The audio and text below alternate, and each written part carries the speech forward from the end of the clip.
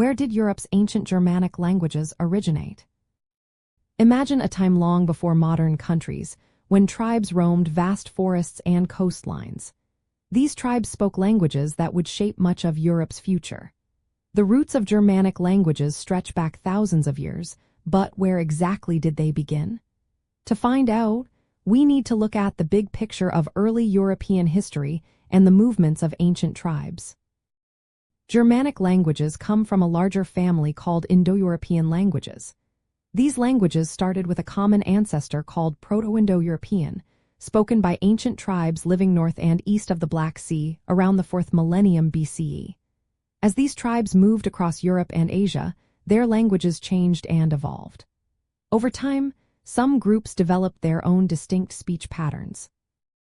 The real birth of Germanic languages happened during the 1st millennium BCE. Around this time, a major change in sounds called Grimm's law took place. This shift transformed Proto-Indo-European consonants into what we now recognize as Proto-Germanic.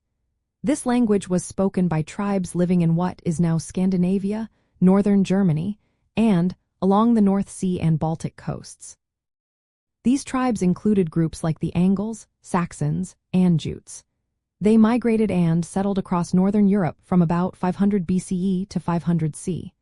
The earliest written records of their languages are runic inscriptions from around 200 to 600 C. Later, the Gothic Bible, translated in the 4th century C by the Gothic bishop Ulfilas, gave us the oldest substantial written example of a Germanic language. From Proto-Germanic, the language split into 3 main branches. The East Germanic branch, which included Gothic and Vandalic, eventually disappeared. The North Germanic branch became Old Norse, the ancestor of modern Scandinavian languages like Swedish, Norwegian, and Danish.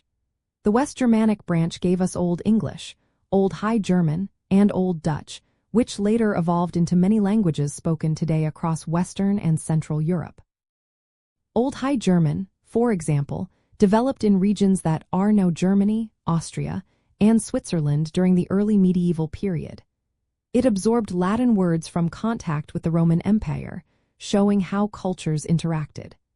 The original homeland of Germanic speech was in Northern Europe, and the migrations of tribes during the fall of the Roman Empire spread these languages far and wide. Today, Germanic languages are spoken by over 500 million people as their native tongue, and many more as second languages. This widespread use shows how these ancient tribes' languages laid the foundation for much of Europe's linguistic landscape.